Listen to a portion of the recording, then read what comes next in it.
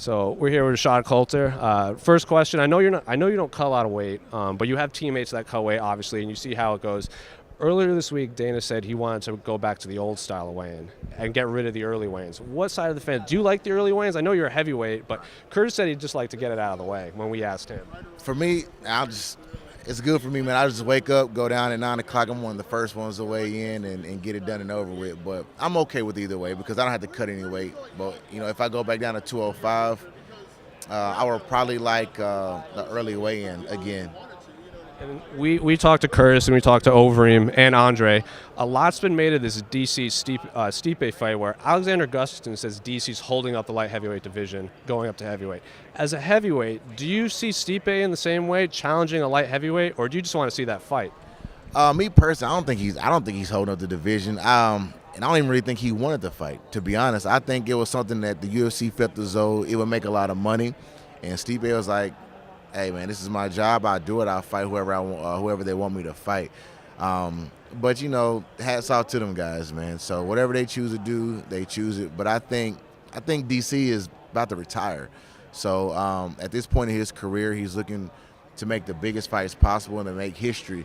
And he could be the first light heavyweight and heavyweight champion. That's a possibility. So who cares what people say, man? Do what makes you happy.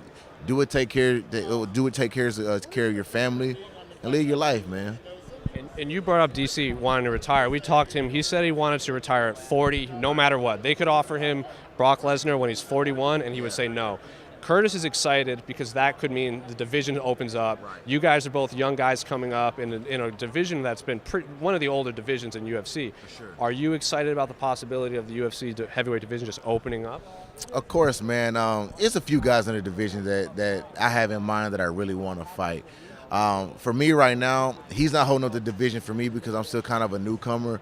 But I think with about 2 or 3 more fights, 2 or 3 more wins, I'm gonna be in the top 10. Like I have every tool available to be every last one of these guys in the top 10. So by the time DC makes that decision, I'm falling right into place, man. It'll be good for all of us. And I'll end it with this. I don't know how much you follow sports, but this White House visit has been a big thing. That LeBron said he wouldn't want to go. Curry said he wasn't going to go. The Eagles got disinvited. Right. If you got invited to the White House, would you accept the invitation?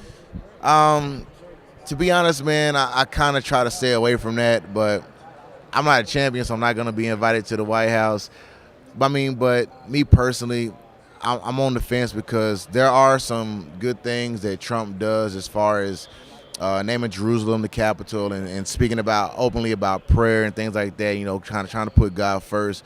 But he also does some things that I don't agree with, as far as downing races or people or trying to keep a certain individual down. So I really wouldn't care, man. You know what I'm saying? Like me going to the White House is not something that I'm like, you know what? Oh my God, I'm going to the White House. I could care less, brother.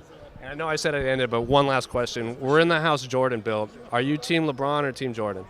I'm Team Jordan. Jordan is kind of the guy that everybody is trying to set themselves to chase after. But in my opinion, man, all of those guys are great. They're great in their own right. So you really can't compare. It's like you can't compare Muhammad Ali to Floyd Mayweather, Deontay Wilder. Everybody is good at their season in their life and at their time in their life. So I think we should just let all of them be great, man, and don't try to compare. Don't try to put them against each other. That's too much hype to live up to. So let all of them be great, man. Wilder or Joshua?